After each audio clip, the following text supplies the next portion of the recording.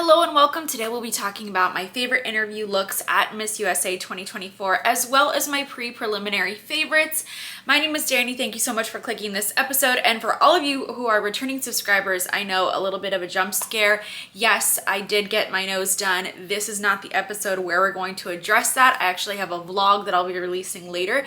So that's where I'll talk about all of that, all of the details. So if you have any questions or comments, save it for that episode. Today, let's focus on all of our Miss USA contestants. So unfortunately at Miss USA, there's not a lot of pre-events and the pageant's been reduced down to only 1 week. So it's really difficult to be able to kind of like narrow down my favorites for this year. I'm trying to do the best that I can. We also don't have UCAPs, and normally those would have been released as well. And so we're not getting to see the contestants share about their own messages on camera in the way that we were before, and that's really disappointing. But I want to talk about some of my standout interview looks here first, and then we'll talk about some overall faves. And these are going to be in no particular order. Mississippi nailed it with this look. This is one of my favorite looks. I'm a really big fan of this color. I think it looks so great, especially for interviews. She looks stunning here. This color really works with her hair and her skin tone. The styling is beautiful. The shape of this garment on her is lovely. So I just feel like this was such a great choice. Now, one thing I have to say about her though is that I am shocked to see how she looks at the pageant, because I don't feel like her headshot looks like how she does at the pageant. And that's why she wasn't in my favorite headshots episode. I think that she could have chose a much better image, but when I saw her at the pageant, when I'm seeing her before interview or throughout the week, I'm like, oh my gosh, she's so stunning. I really wish she would have had a different image though. New Mexico looks stunning in this. So jumpsuits aren't new at USA, and this style isn't particularly new, but there is something that makes it a little bit different. So it does cross across her chest, but then we do see the sashes hanging down behind her a little bit. So I thought that was a nice little element to like give it just a little bit more, but I do really like her styling for this. So I love the straight hair with it, and I like the pop of turquoise. That is a color combo we do see a lot of in pageantry, like black and turquoise or white and turquoise or red and turquoise, and it is quite effective. It does look really great in my opinion in terms of color blocking. So I like this look. Hair, the makeup, the way that it all came together was beautiful. Alabama, this look is so beautiful. So she's really popping in this bright red color. She looks very elegant here. She went with this open toe shoe, which kind of makes sense because the outfit itself has a lot of coverage. So we're in the summertime. I feel like it makes sense to do more of an open toe shoe for this interview look, but I really like her hairstyling, and this actually doesn't surprise me that I love her hair, because I loved her hair in her pageant headshot as well. So she is standing out here for the interview competition. North Carolina. So North Carolina is an RPM state, and they have had so much success, especially for their North Carolina title holders within the last decade. So I'm not surprised to see that she is in my favorites for this episode. Black is such a classic interview look. It's really easy to do. It's timeless. It's always elegant. I like this. I like the styling of it. Her pointed toe shoes. She just looks so beautiful here. And I'm just such a fan of this kind of like draping on a garment. I feel like it's so complimentary to so many body types. Illinois. So this was really pretty. It's classic. I just really like the texture of the florals. I thought they were ultra beautiful and feminine, and I think that the hair up with this look is a really great choice because there's a lot going on here. So this is a pretty full coverage look. She's pretty covered. She's got pants, she's got a high neck, she's got long sleeves, and then also we're talking about like the appliques, which can add a heaviness to a look, but I think that it's really great that she went with the hair back. It's a clean look, and it does complement her facially as well. District of Columbia. So this outfit was definitely on my edge, but I have to say she is just so stunning. Her hair is looking beautiful. I talked about this in my headshots episode. I love this hairstyle on her. She looks lovely. She does look, I would say, USA interview appropriate, and just for that reason she does stand out, and she was a memorable look for me. California, I love this strapless jumpsuit on her. This is so great. So I talk a lot about these black and these white interview outfits, especially for Miss divisions. It just works so well, and I feel like it always comes across as quite professional in an interview. So it's if you never know what to wear black or white for your interview. Honestly, in USA, it works pretty well. So California looks really great here. I really like this over skirt piece. It looks like the bottom of a tulle blazer is wrapped around her waist. So I really love this entire look for her. I think I think she looks great and she's a top competitor. Michigan. So I have to say this look is a little bit on my edge. So I love the entire idea of this, but I do feel like it is a little bit daring to go braless in this way for interview, because if you turn to the side, you definitely have a little bit of side boob. I feel like this was just like right on that edge, but the reason I loved it so much is like the fact that the top was like a button-up type look. She had a collar, it was buttoned to the top, and then there was a tie with it. So obviously we are seeing the influence of an interview look on this, but much more of a 2024 Miss USA take on it. So I really liked this look. I thought that she looked beautiful. Connecticut. All right, so love, a sustainable fashion queen. So this is a piece that she actually crocheted herself. I wish I had that type of talent. I would love to learn. So she looks so beautiful in this really unique color, and I just love the idea that she got to wear something that she created herself. And then also I did see a little clip of the contestants on the Miss U, well, I'm blocked, but whatever, I still can see it. I saw a clip that they did of the contestants sharing about their interview outfits, and Connecticut shared about how her earrings are thrifted. So I thought that was really cool too. Pretty sustainable look. Missouri. So Missouri is still picking up on that rosette trend, the oversized rose. This color pops on her. It looks great with her dark hair. She just looks so stunning in this. We have a little bit of skin on the stomach, but you can do things like that at USA. It's nothing too crazy that we haven't seen before, but I just thought that she still looks beautiful. Such a standout, definitely a very memorable look. If she walked into the interview room wearing this, I would be thinking, oh, okay, that girl that had like the rose. Love it. It's hard to go wrong with a black and white interview look. So for me, West Virginia nailed it with this. I really like this look. It's classic. It does look very interview appropriate. I like her hairstyle, that short chop. I really like the button details. It's subtle. She's got some great coverage there. I just feel like this would make such a great first impression for me if she walked into the interview room wearing this. Oregon has this really beautiful strapless cobalt blue jumpsuit, and I like this. It's just like a different take on suiting. I really liked the wrapped waist part of it. I believe that this is a custom piece as well, but she just looks ready to go. Like, she looks like she's ready to interview for that job of Miss USA. I also really like that her hair is pulled up. It's lovely. Now she has such beautiful natural curly hair, so I'm really curious to see what is she gonna do with it during prelims. Personally, I would love to see it down just because I love big hair. We always want what we don't have, right? Like, I don't have naturally big hair, so I feel like that's especially why I love it for contestants. Virginia is on my list. I really like this bright orange on her. It's a more of a rare color. We don't see it quite as much in interview, especially for a Miss division, but this looks like a custom piece. Actually, I did see that it was from Fernando Wong, who designed my evening gown when I competed at Miss Montana USA. He is a very talented designer. So I love this custom piece. I feel like it is Miss appropriate. It has this little mesh cutout in the center. I don't feel like it's too sexy or anything like that, but I like that it's custom. Clearly it's reflecting of her personal style, but also we're seeing something that I feel like is still USA appropriate. Her hair looks beautiful with this, the makeup, all of it. She was one that I was telling people to look out for. I still think you should. Louisiana is one of my ultimate favorites this year, and this is so funny to see her wearing this look and these earrings. I literally just wore these earrings to Miss Supranational. I wore it with my black jumpsuit, but I love this look. Like, the updo hairstyle isn't something that we see a lot of in USA, but this looks great on her, right? Like, we can't just do an updo for the sake of it being unique and different. It has to be a look that works on us, and so this is a great look for her. Also, she did choose a very unique color, but it does so much to complement her tan skin tone and her dark hair. This was great. I just feel like she's so Miss USA ready with this. I loved it. Definitely a standout for me. The last interview look I'm going to share about is actually my favorite one of the group because I feel like she nailed this.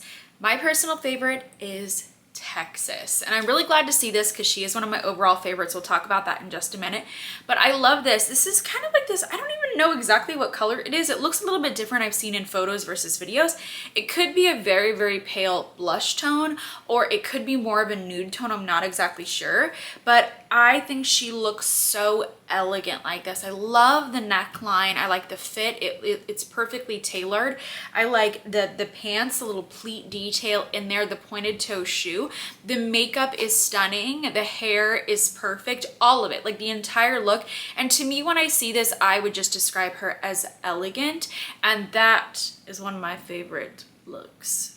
Favorite looks. So she knocked it out of the park. I wish her the best. I hope her interview went well. Let's talk about some of my preliminary predictions and what I think about everything before we even see the ladies step on stage. So unfortunately, prelims are tonight. And normally we have prelims and we at least have one day of downtime and then we have finals.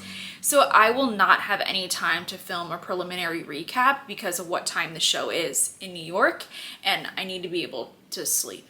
I want to talk about some of my overall favorites here and some of my thoughts. So in the teen division, we saw that they did a top 20, a top 10, and a top 5. So let's assume that that's going to be the breakdown for Miss. So there are a couple ladies I can see, like I would say minimum placing in a top 20, not saying that we can't go beyond that, but I'm already thinking, okay, I can at least see her in the 20. Alabama is 1, Arkansas, Connecticut, Florida, Mississippi, and Ohio. I could see them at least moving on to that point in the show. Of course, that is with very limited information about each of these queens. So this I know is definitely going to change for me after I watch prelims. Then we have in a potential, I would say a top 10 realm, I really like Nevada, North Carolina, Oregon, and Tennessee. Now let me say two things. So Oregon was first runner-up Miss Teen USA, and her strength, I would say, is very much the interview and the onstage question. And that is not the best strategy for Miss USA, because you can have the best onstage question in the world, but if you can't get past swim or gown, it's useless, unfortunately.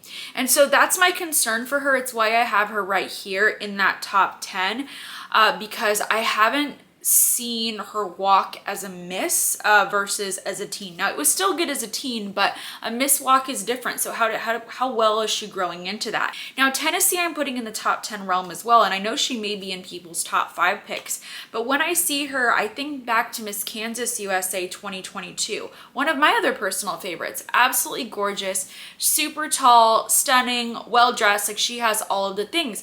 Now I know a lot of people want to be a tall girl, but here's the thing.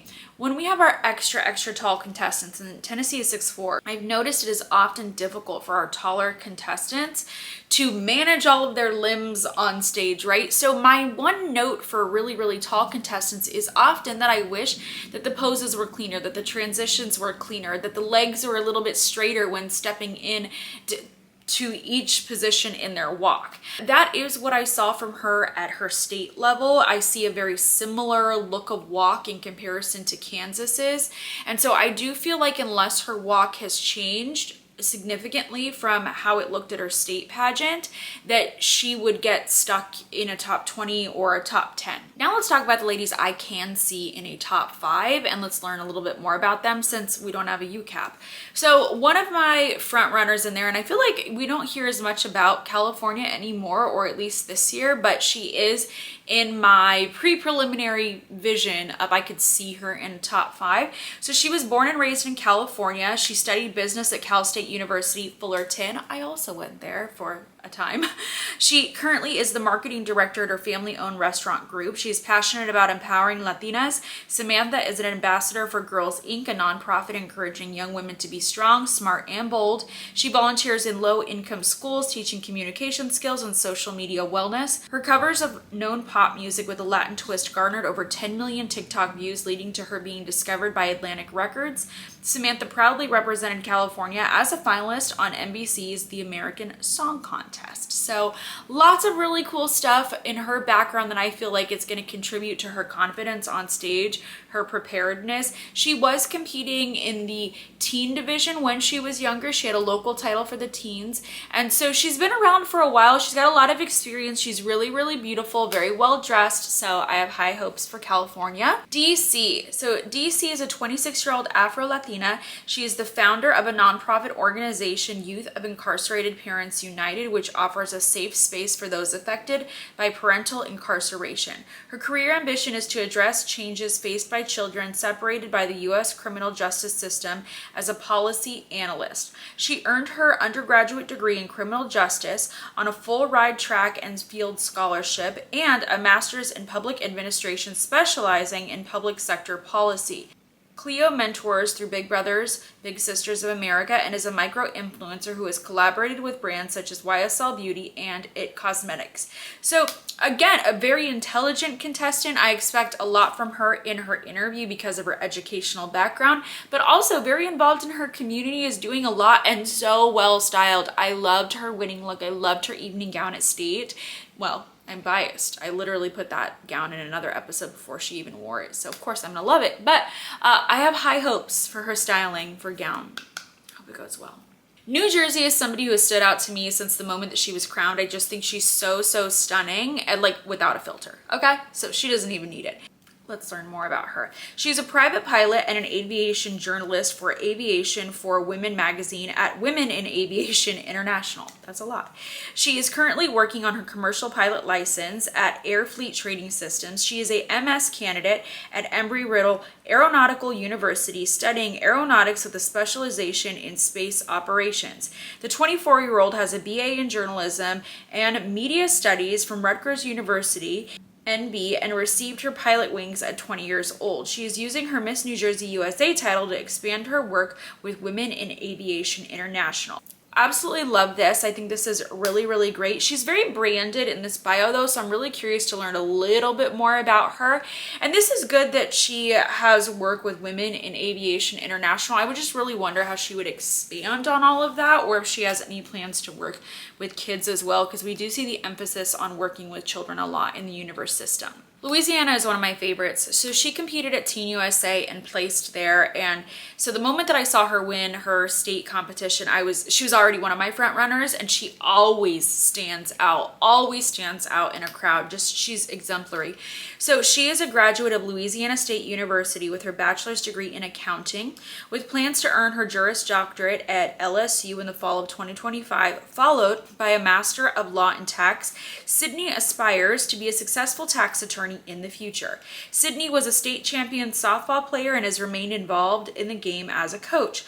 Knowing the impact sports can have on our youth, Sydney founded an organization called Play with a Purpose, where she collects equipment and donates to youth athletes in need. So really love that. We have another very educated contestant, and I do feel like that is an advantage for these competitions. It's an advantage in the interview competition and for on stage, and you really need that on stage answer to clinch that win. So love that, and also of course she's very involved in her community. Another standout to me is Massachusetts. Let's learn more. Captivating audiences as a professional model, television commercial actress, and entertainment reporter of the New England Sports Network, Melissa Sapini has her sights set on Hollywood. Pursuing a Bachelor of Arts in Broadcast Journalism, her goal is to become an E! News correspondent. As Miss Massachusetts USA, Melissa advocates for high quality and diverse reading materials across the Commonwealth. She's a board advisor to Storytime Crafts. She enjoys guest reading and interpreting Haitian Creole for new migrant students. Melissa co-founded a scholarship program at her mother's former middle school in Port-au-Prince, Haiti, assisting students who cannot afford tuition. So really love that. Also, I do feel like any experience on camera hosting or interviewing can really help you on stage, right? It's going to help your confidence. It's going to help how articulate your answers are, or it can just put you at ease essentially on stage as well. So she has a lot of great credentials, and once again, very well styled, very beautiful. Now we have New York. So I feel like New York is quite a big fan favorite. She's a Filipina, so lots of support from the Filipino community. She is multifaceted, an engineer, fashion model, Filipina American, and champion for women in STEM. She has had the honor of walking in New York Fashion Week and gracing the pages of Vogue Philippines. Currently, she is employed as a data scientist at Rent the Runway and serves on the Girls Who Code Advisory Council. While growing up, Marisa never saw women who resembled her in the field of technology. Her university experience was marked by being one of the few women in her computer programming courses. However, her involvement with Girls Who Code introduced her to the unity among women. So I feel like Marisa is very, very well-rounded. She's got so much going on for her. Yes, she's stunning. She's also intelligent. She works with children. There's just so much working for her. And of course, having the support of the Filipino community, I think is fantastic. I want to talk about Virginia, and I apologize if I mispronounce her name. I believe it is Himanvi. So let's learn a little bit more about her. She is cum laude. She has a dual degree and minor graduate from Virginia Tech. As an athlete, artist, advocate, and model, she's also a trailblazer in cybersecurity and a proud Indian American, exemplifying the power of breaking barriers and embracing diverse talents. Her journey began with a challenge, navigating an industry where women are vastly underrepresented. Undeterred, she turned this challenge into a catalyst for change, leading initiatives like her company's Women in Tech program and founding her initiative, STEM Powered Leaders. Her initiative is to inspire and mentor the next generation to explore their futures in STEM fields. Very good. Awesome. And let me just tell you, she might just be like the most fit contestant. I just would not be surprised at all if she won the swimsuit award. Now we have Texas. So Texas for me is my front runner this year. So I definitely see her in a top 5. I wouldn't be surprised if she wins. Let's learn more. Ariana is a custom home builder and owner of Kenmar Homes in Dallas, Texas. Beginning her career at 19 years old, she set new standards in the home building industry with her green footprint and home sustainability. As a proud Jewish woman, she prides herself on giving back to her community with her program Build It Up, created to mentor young women in leadership roles in STEAM.